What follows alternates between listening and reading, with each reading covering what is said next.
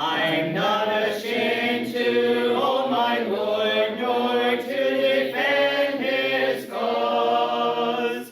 Maintain the honors of his word, the glory of his cross.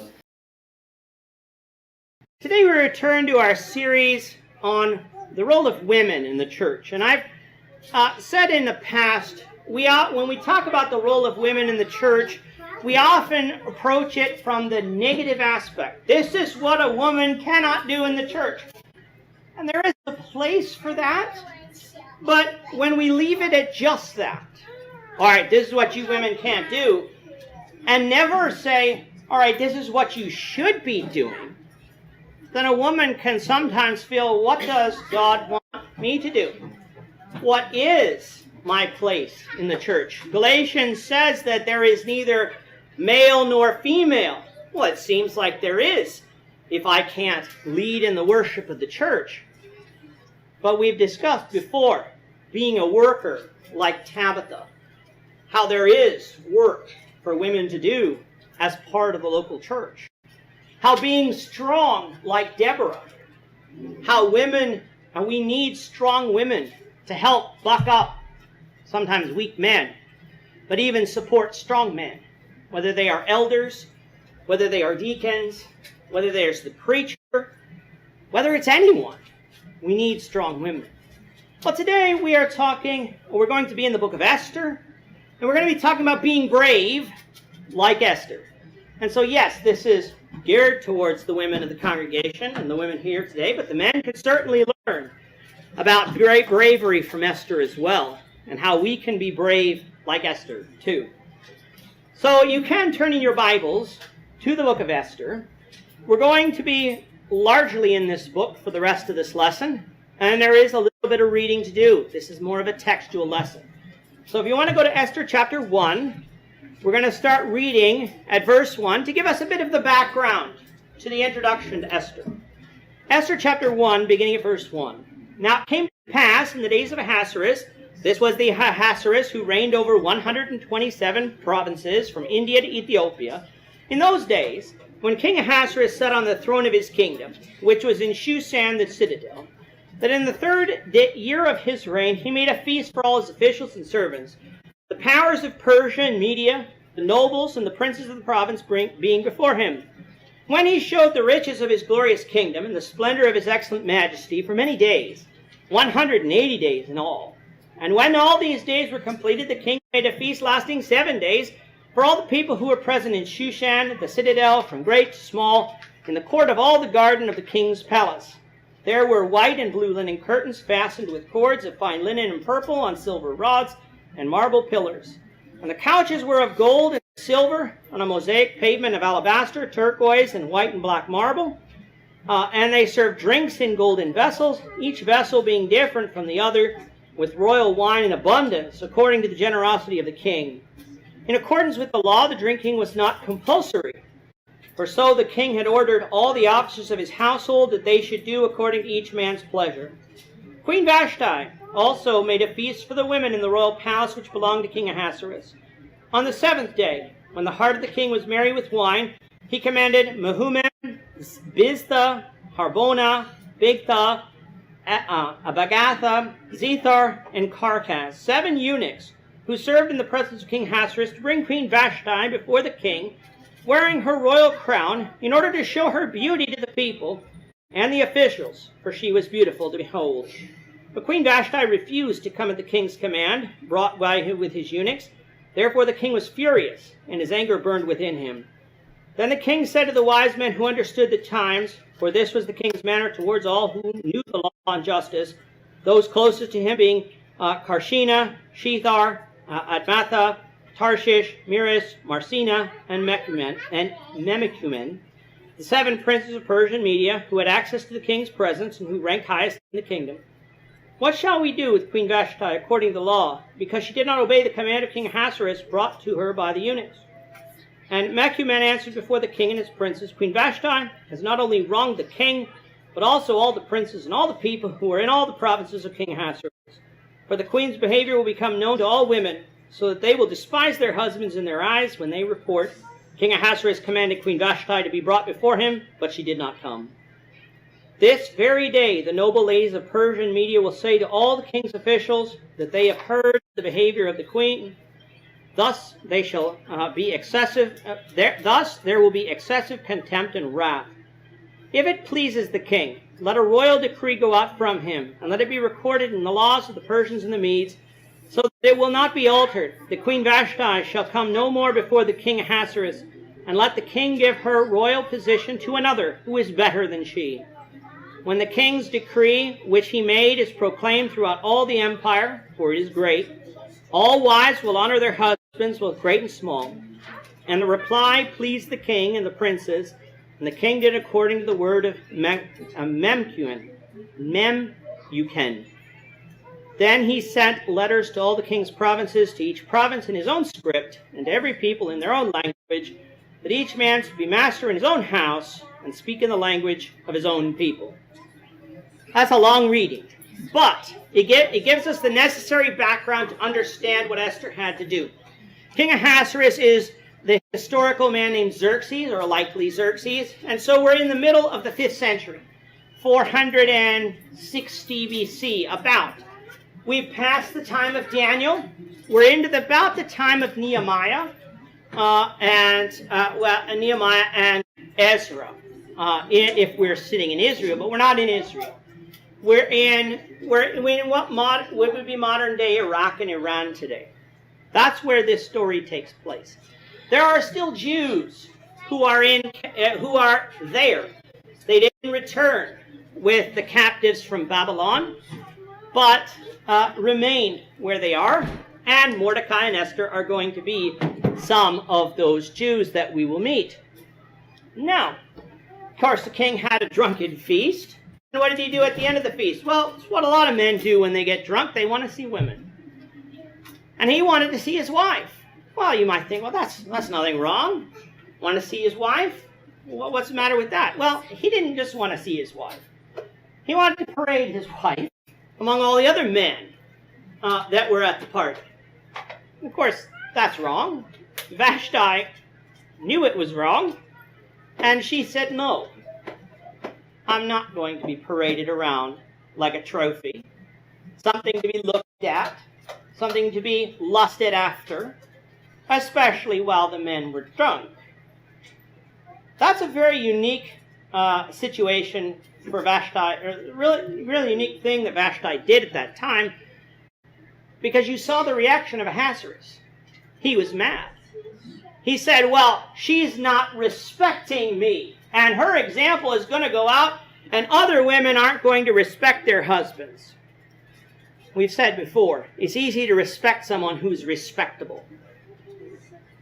King Ahasuerus wasn't acting respectably. That's not how men are to treat their wives. It is true. Women are to reverence their husband. They are to respect their husband. They are to obey their husband when their husband isn't going to cause them to sin or cause others to sin. There is a time where a woman may need to say no. That is not right.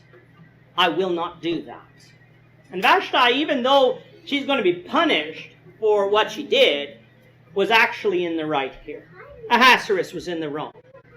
Ahasuerus should not have asked his wife to do that, and then shouldn't have banished his wife for not obeying later. But that's what happened. This is the type of man Ahasuerus is. And that's what we need to remember. Because when it comes to Esther, knowing the type of man Ahasuerus is important for what her task is later going to be. We're not going to read the entire part of chapter 2, but we will read part of it to learn about how did Esther become queen in the land of the Medes and Persians. So if you're in Esther chapter 2, we'll skip down to verse 12. Each young woman's turn came to go into Ahasuerus after she had completed 12 months' preparation according to the regulations for the women, and for thus were the days of their preparation apportioned. 6 months with oil of myrrh, and 6 months with perfume and preparations for beautifying women. Thus prepared, each young woman went into the king, and she was given whatever she desired to take with her from the women's quarters to the king's palace. In the evening she went, and in the morning she returned to the second house of the women, to the custody of Shashgaz, the king's eunuch, who kept the concubines. She would not go into the king again, lest the king delighted in her and called her by name.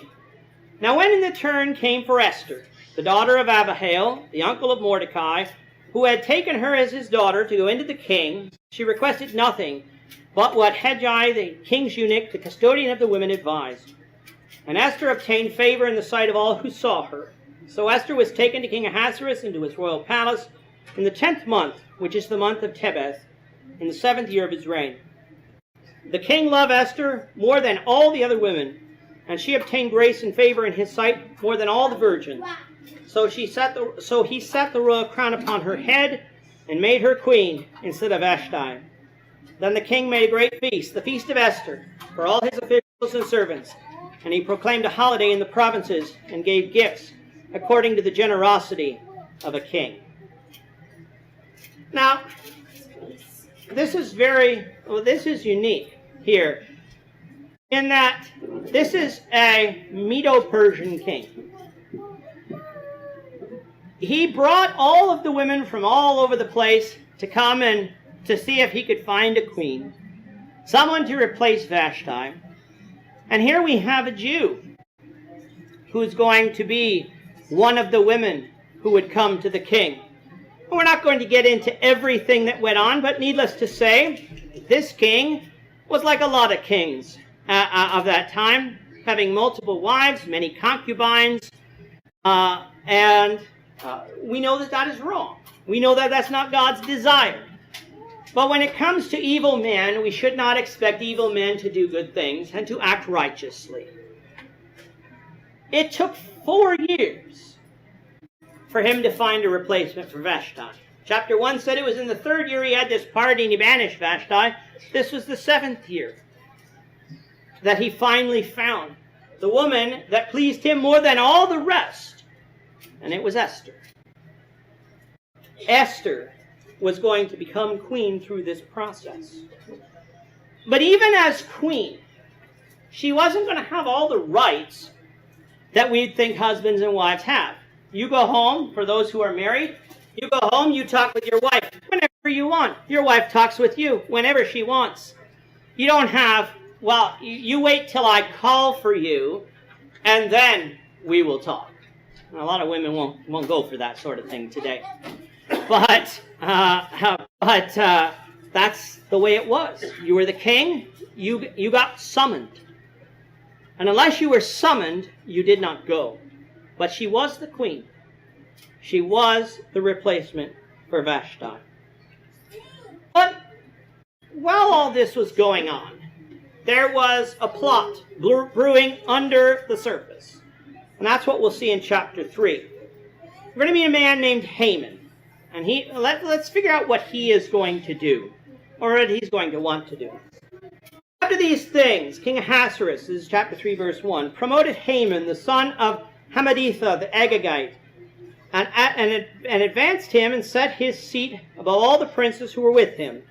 And all the king's servants who were within the king's gate bowed and paid homage to Haman, for so the king had commanded concerning him. But Mordecai would not bow and pay homage. Then the king's servants who were within the king's gate said to Mordecai, "Why do you transgress the king's command?" Now it happened, when they spoke to him daily, and he would not listen to them, that they told it to Haman to see whether Mordecai's words would stand. For Mordecai had told them that he was a Jew. When Haman saw Mordecai did not bow or pay homage, Haman was filled with wrath. But he disdained to lay hands on Mordecai alone. They had told him of the people of Mordecai. Instead, Haman sought to destroy all the Jews who were throughout the whole kingdom of Ahasuerus, the people of Mordecai.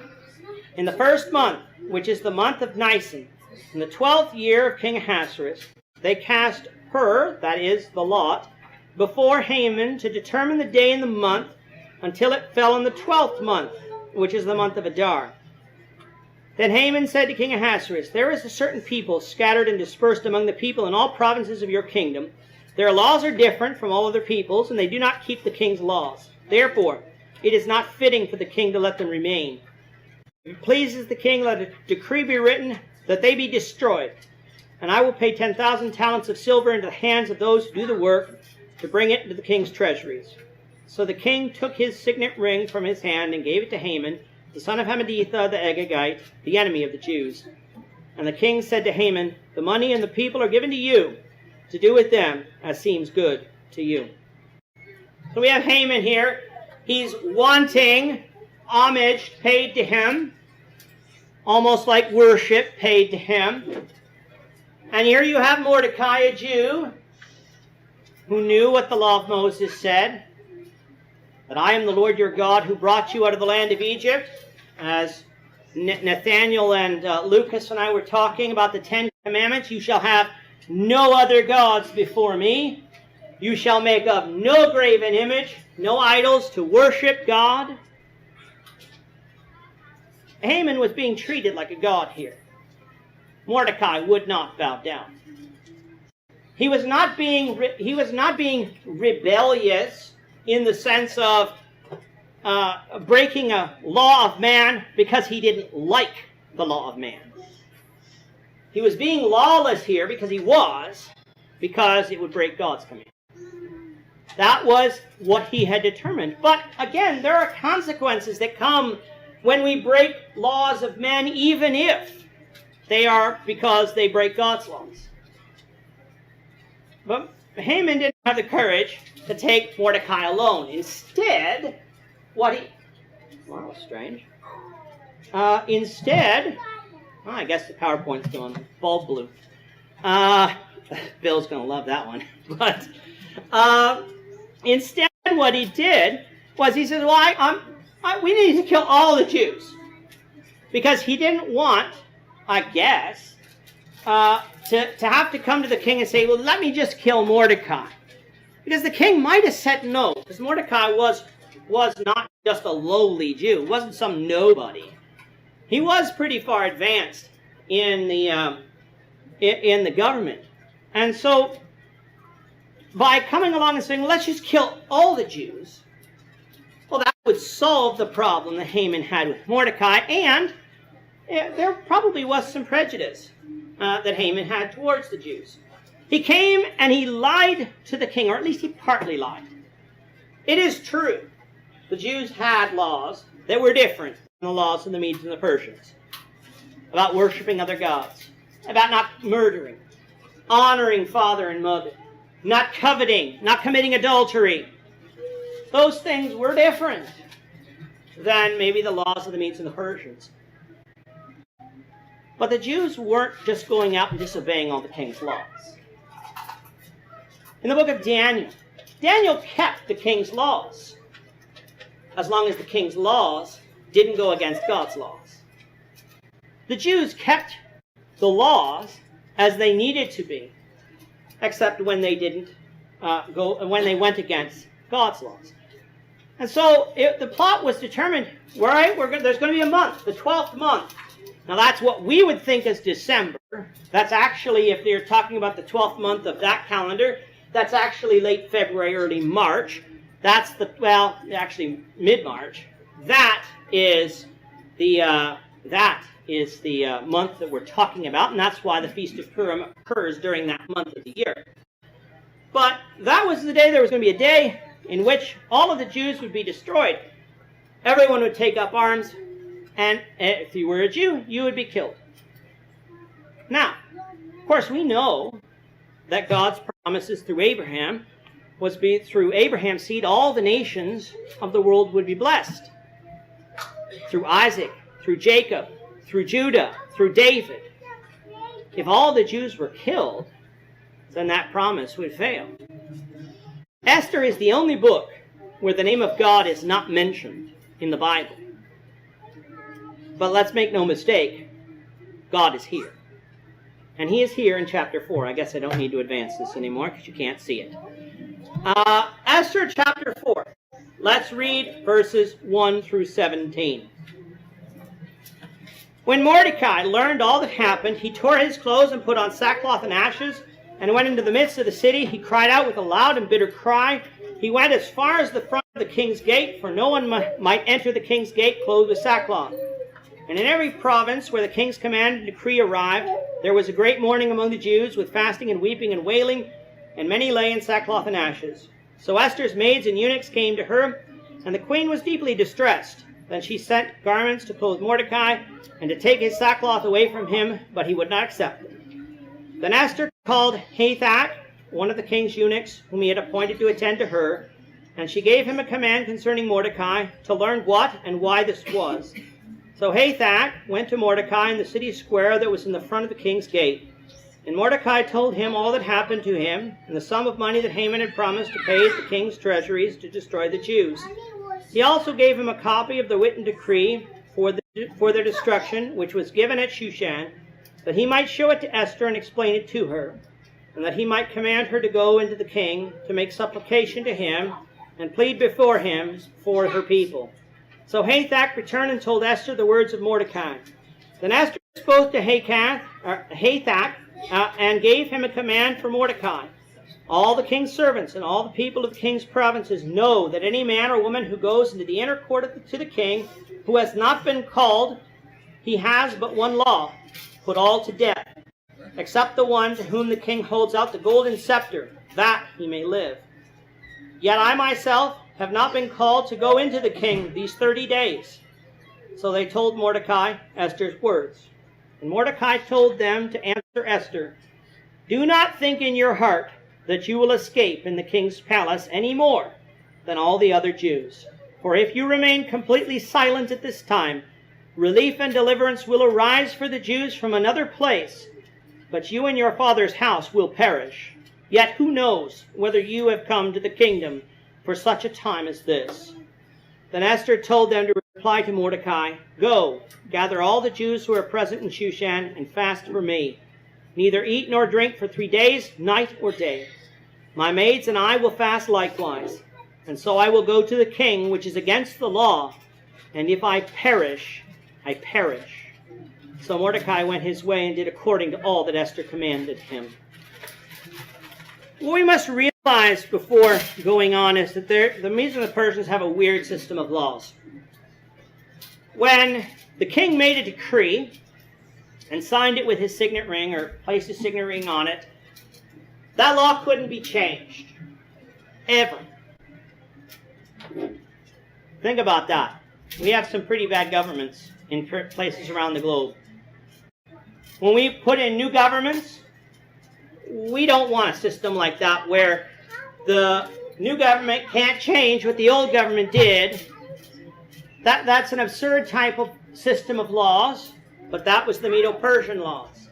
That's where Daniel ran into problems, and that's where even here we're going to find problems with Ahasuerus when he learns what this plot actually was. But Mordecai heard of this plot, and he knew he had someone who could do something about it. Esther was the queen. He sent word to Esther to explain it to her, because remember, she wasn't there when Ahasuerus made the decree. He didn't confide everything in her. He didn't seek to consult with her. She didn't know what had happened. And when she was told, well, she, in the beginning, said, "I haven't been called to the king. It's against the law to go into the king. You can die for going into the king unannounced and uncalled for." Esther is saying, it's very bad, but what can I do? And Mordecai told her, if you stay silent, don't think your silence is going to protect you from the decree of Haman that all the Jews be killed. It's the law. It can't be changed. It can't be accepted for you.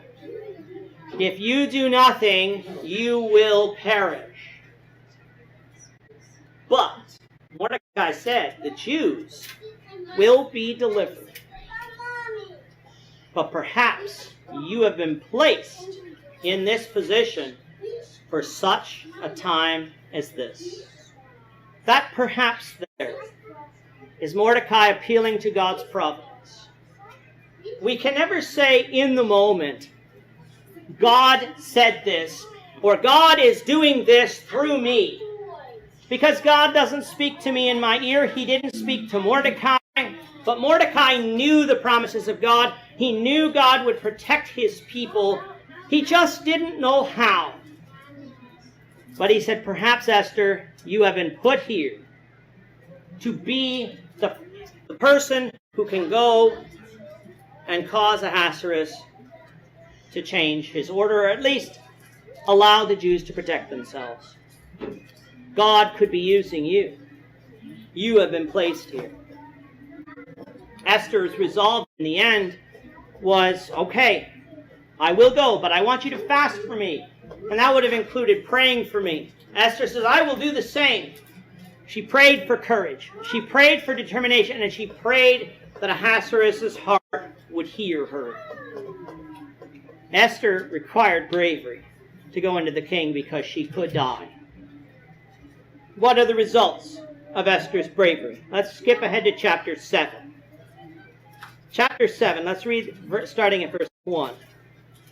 So the king and Haman went to dine with Queen Esther. And on the second day at the banquet of wine, the king again said to Esther, what is your petition, Queen Esther?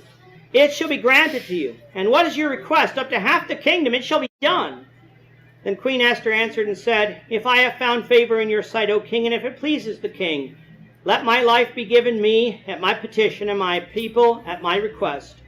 For we have been sold, my people and I, to be destroyed, to be killed, and to be annihilated. Had we been sold as male and female slaves, I would have held my tongue, although the enemy could never compensate for the king's loss. So King Ahasuerus answered and said to Queen Esther, who is he, and where is he? Who would dare presume in his heart to do such a thing? And Esther said, the adversary and enemy is this wicked Haman. So Haman was terrified before the king and the queen. Then the king arose in his wrath from the banquet of wine and went into the palace garden. But Haman stood before Queen Esther, pleading for his life, for he saw that evil was determined against him by the king.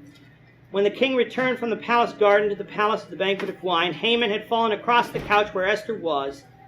And the king said, will he also assault the queen while I am in the house? As the word left the king's mouth, they covered Haman's face. So Harbona, one of the eunuchs, said to the king, look, the gallows, 50 cubits high, which Haman made for Mordecai, who spoke good on the king's behalf, is standing at the house of Haman. And the king said, hang him on it. So they hanged Haman on the gallows that he had prepared for Mordecai. And the king's wrath subsided. Ahasuerus, like Darius in the book of Daniel, was fooled. He was fooled by crafty words, but he was fooled. He was deceived, and now he knew he was deceived. Esther told him that her people were going to be destroyed if Ahasuerus allowed this plan to go through. And he said, well, who is this who's going to do this? It's Haman. The king was so mad that he had to leave the room. Haman stayed with Esther, and it looked like he was going to assault Esther, and even the king came back and said, you're going to do this while I'm still home? And so Haman was executed for what he did. But because the law couldn't be changed, Ahasuerus couldn't really do anything to rescind the law. However, if you read the rest of Esther, you're going to find that he allowed the Jews to arm themselves, to protect themselves. That was the new law. And on the day when it came that the Jews were to be exterminated, they were the ones who obtained victory through the Lord. And that is the story of Esther, and that's where the Feast of Purim that the Jews still celebrate to this day comes from. It happens in mid-March, and it commemorates this story where the bravery of Esther saved her people through the will of God. So what lessons can we learn? There are 3 lessons. First thing we can learn is it is important to stand for truth. The entire top of the government was against the Jews. They had been deceived, but they were against the Jews. Esther had to tell truth to power. And she told the king something that was unpopular. Christians and the church today have an obligation to stand for truth, even if it is unpopular. 1 Timothy chapter 3, verses 14 and 15 says, "These things I write to you, though I hope to come to you shortly. But if I am delayed, I write so that you may know how you ought to conduct yourself in the house of God, which is the church of the living God, the pillar and ground of the truth." Women are part of the church. You too must stand for truth. It might make us enemies in our family, with our friends, or with our government. It might even mean we have to take some unpopular stands against our culture, or against some things maybe that our schools have told us, or our jobs tell us. But God's truth must prevail. Joshua told it to Israel like this: "Now therefore fear the Lord," in Joshua 24. "Serve him in sincerity and in truth, and put away the gods which your fathers served on the other side of the river and in Egypt. Serve the Lord. And if it seems evil to you to serve the Lord, choose for yourselves this day whom you will serve, whether the gods which your fathers served that were on the other side of the river, or the gods of the Amorites in whose land you dwell. But as for me and my house, we will serve the Lord." That needs to be the determination of each and every one of us. No matter what, we will serve the Lord. Second lesson, it requires bravery to stand for truth. Make no mistake, Esther needed to be brave to stand before Ahasuerus. She hadn't been called upon, and women didn't just have the power to stand before the king, even if the king was her husband. They needed to be summoned. Today, women might have to stand up to the preacher who gets up here and preaches something that is false. They might have to stand up to the elders who are promoting something that is false. They will have to take a stand. They might have to take a stand for truth, and the rest of the congregation won't. And that requires bravery to be able to do that.